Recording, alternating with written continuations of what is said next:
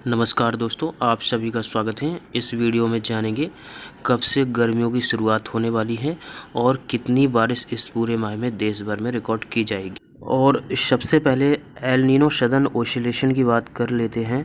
फ़िलहाल El Nino southern oscillation neutral की स्थिति में है, जो कि मानसून के शुरुआत तक या फिर कहा जाए संपूर्ण प्री मानसून सीजन में न्यूट्रल कंडीशन में रहने की संभावना है। और इसके अलावा अभी मैडन जूलियन ओसिलेशन की बात की जाए तो यह अभी फेज़ 2 से 3 के बीच बना हुआ है, जिसका प्रभाव आपको अप्रैल के पहले सप्ताह तक देखने को मिलेगा। और इसके बाद दोबारा से अप्रैल के आखिरी हफ्ते या फिर मई के शुरुआत में मैडन जूलियन ओसिलेशन फिर से एक्टिव फेज़ में यानी कि फ़ेज़ 1 से लेके 3 के बीच में आएगा, जिससे कि भारत में फिर से बारिश की गतिविधियां बढ़ेंगी। यदि इंडियन ओशन डाइपोल की बात की जाए तो यह अभी न्यूट्रल से लेके हल्के पॉजिटिव की तरफ रुख करेगा और मानसून के दूसरे अंतराल में यह हल्का पॉजिटिव या फिर मध्यम पॉजिटिव रह सकता है। सबसे पहले शुरुआती 15 दिनों के तापमान की बात कर लेते हैं। शुरुआती पहले हफ्ते में उत्तर भारत, मध्य भारत और पश्चिम भारत में तापमान कंट्रोल में रहने की संभावना है और सामान्य या सामान्य से कम अधिकतम और न्यूनतम तापमान रिकॉर्ड किए जाएंगे।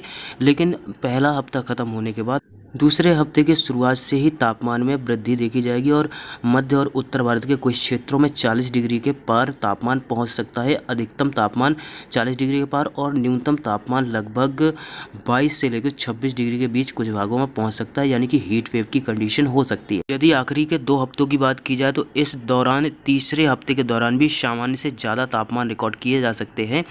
लेकिन कुछ उड़ीसा से लेकर आंध्र प्रदेश और कुछ मध्य भारत के कुछ भाग, महाराष्ट्र और दक्षिणी पूर्वी मध्य प्रदेश के कुछ भाग में और कुछ पूर्वी मध्य प्रदेश, उत्तर प्रदेश के पूर्वी भागों में सामान्य तापमान रिकॉर्ड किए जा सकते हैं। लेकिन आखिरी के हफ्ते के दौरान फिर से देश के कुछ भागों में बारिश में इंक्रीमेंट देखने को मिल सकता है और उसके प्रभाव से पश्चिमी, उत्तरी और मध्य भागों में फिर से सामान्य या सामान्य से कम तापमान पहुंच सकते हैं। सबसे पहले शुरुआती 10 दिनों की बारिश की बात कर लेते हैं।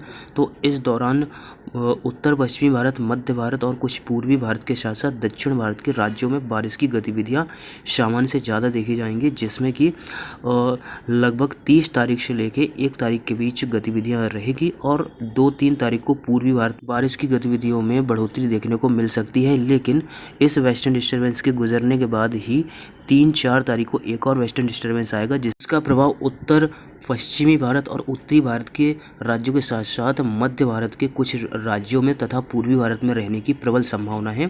तथा उड़ीसा से लेकर छत्तीसगढ़, आंध्र प्रदेश, तेलंगाना में भी इसका प्रभाव रहेगा।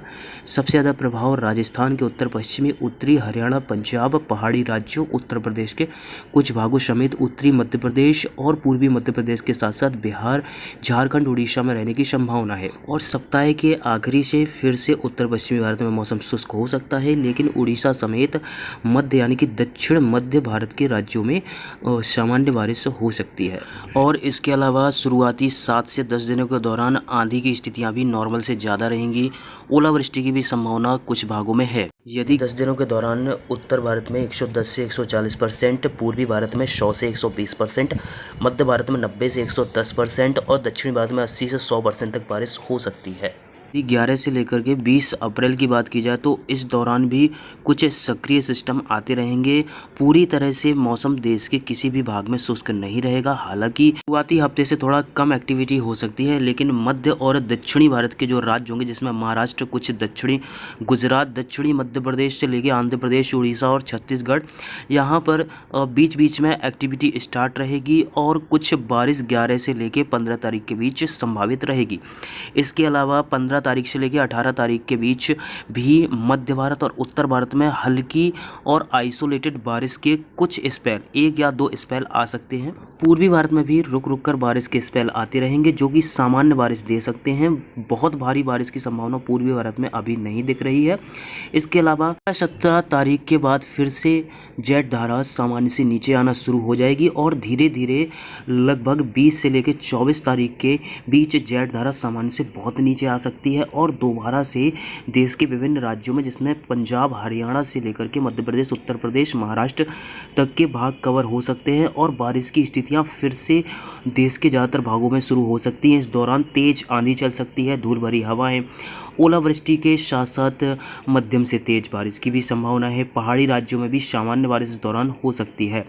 पूर्वी भारत के राज्यों में भी बारिश की गतिविधियां लगभग तीसरे सप्ताह के आखिर से इंक्रीज हो जाएंगी, दोबारा से इंक्रीज हो जाएंगी।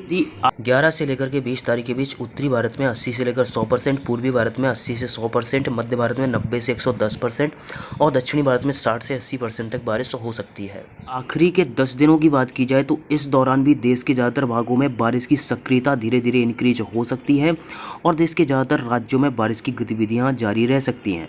कुछ क्षेत्रों में हल्की से मध्यम खंड बारिश तो कुछ क्षेत्रों में तेज और वाइड स्प्रेड बारिश की भी संभावना, यानी कि आखिरी के 10 दिनों के दौरान भी बारिश की, वेस्टर्न डिस्टर्बेंस की, आंधी की, सभी की सक्रियता रहेगी और फिलहाल अभी के अनुसार यही अनुमान लग रहा है। यदि कोई बदलाव आता है तो हम आपको आगे अपडेट करेंगे। यदि बारिश में कमी का कुछ पूर्वानुमान हमें आगे दिखाई देता है तो हम आपको अपडेट करते रहेंगे। और इस अनुसार जो पूर्वी भारत समेत पहाड़ी राज्यों में, पाकिस्तान समेत अफगानिस्तान, इराक, ईरान, लगभग सभी साउथ ईस्ट एशिया के जो स्टेट्स हैं वहाँ पर बारिश का इंक्रीमेंट आखिरी के 10 दिनों में देखने को मिलेगा। यदि ओवरऑल इस पूरे महीने को देखा जाए तो आखिरी के 10 दिनों के दौरान उत्तर भारत में 110 से 150% और पूर्वी भारत में 105 से 115%, मध्य भारत में 110 से 125% और दक्षिण भारत में 100 से 120% तक बारिश रिकॉर्ड की जा सकती है। मार्च की अपेक्षा थोड़ी सी कम, लेकिन ओवरऑल नॉर्मल या नॉर्मल से ज़्यादा बारिश देश के तमाम राज्यों में हो सकती है।